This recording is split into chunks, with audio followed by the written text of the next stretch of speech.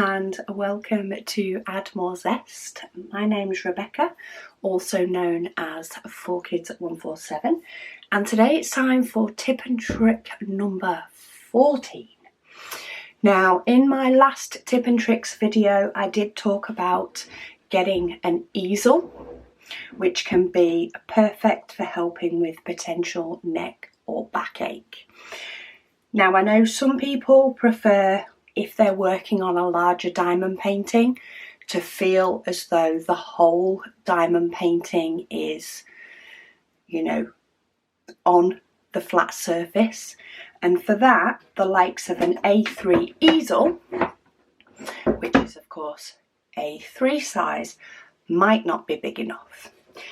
Now, I don't see the point in getting multiple easels for the purposes of different size diamond paintings when you can adapt your A3 easel to cope with the bigger painting if you wish.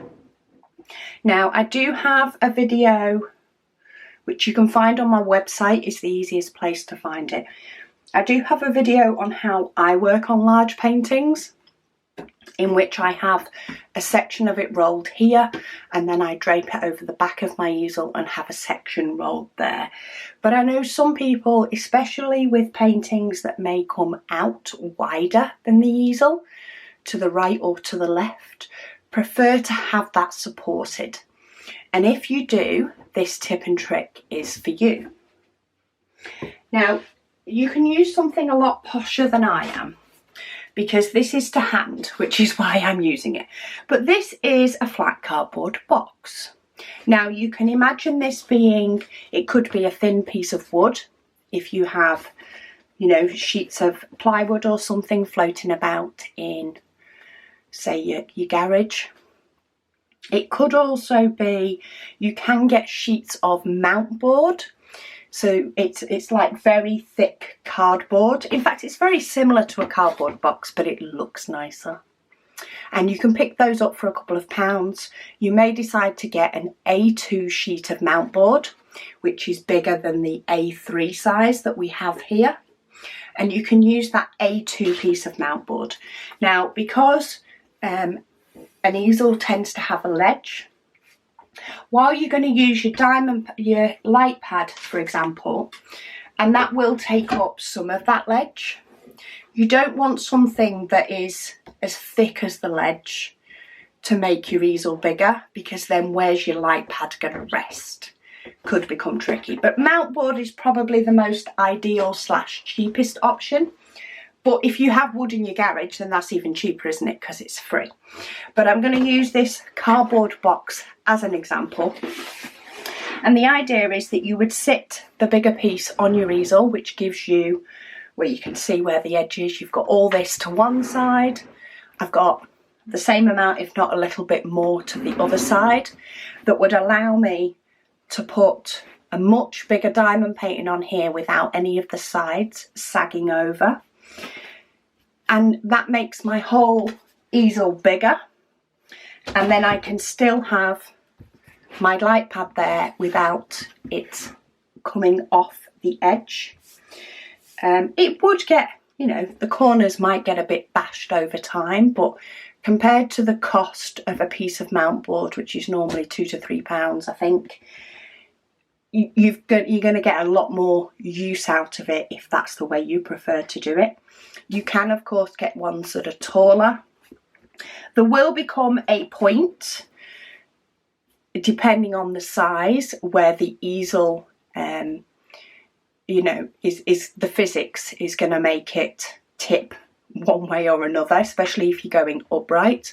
There is going to be that tipping point. Physics dictates that there is, but you should get a big enough area, double if not more the size of the A3, to be able to fit a large diamond painting on it and give you a work area that you can all reach from one place quite easily. And I say mount board is probably the best option. It's a little bit lighter than wood. It's still thin enough for you to get your light pad on. But what you can also do, if you do find that this is moving, and this is somebody that a subscriber suggested to me that what they did, is basically you can get some strip Velcro. Now, I don't have strip Velcro, so I have some little dobs of Velcro, but that's not going to show this perfectly. So the idea is I'm going to use a tape measure. So the idea is that you would put on your easel some strips of Velcro going this way. So say maybe 1, 2, 3, maybe something like that. 3 strips of Velcro going that way. And then on your mount board, piece of wood, box, whatever it is that you've got, you would put Velcro going down this way in sort of 3 sections. They could even just be a little bit further in. And then once you popped Velcro to Velcro, because you've got one lot going that way and one lot going that way, you don't have to match it up exactly, because it would fit on those 3 points and it would fit on those 3 points on the strips that you've already got there. And that will give you enough support that you're not going to go to put a diamond on and, you know, try and nudge it into place and send your box flying or something like that. That could give you the security to keep, you know, your bigger easel together, however still allow you to peel it off when you're working on a smaller painting and you don't want the extra big parts because your painting's only this big. And that will still allow you to then, of course, put, you know, your painting on a light pad. Now that only really works if you work on a light pad, only because if you took that cover off, you'd need to bear in mind that if you went back to a normal easel, it would have Velcro on it, which would give you bumps. Now, you could cut down a piece of mount board to exactly the same size as your easel and use that as your second alternative if you don't use a light pad. You can also use it with your light pad. So you could have, again, Velcro going this way on your easel, but going this way on the back of your light pad. So then you could position your light pad here and it would pick up on these 2 pieces. Or if you have a small light pad, you could choose to stick your light pad higher up on the 2 strips of Velcro and give you your light area further up your painting. So there you go, you've actually got 2 tricks in one there. By using Velcro on your easel, your light pad and or your piece of mount board, you could give yourself, you know, extra size and ability to move a smaller light pad around your workspace if that's what you prefer.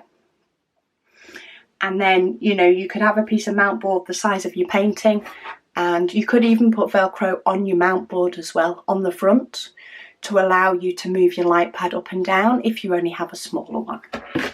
But I hope those sort of 2 combined into one. I hope I've made sense with it.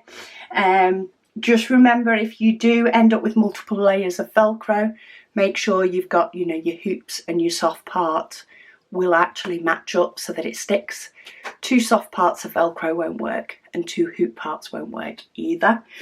You could use the likes of command strips if you're, you know, not wanting to remove them as much, but I would go for the likes of standard Velcro if you want it to be a more movable option. Anyway, thank you so much for watching, and I'll speak to you all again soon.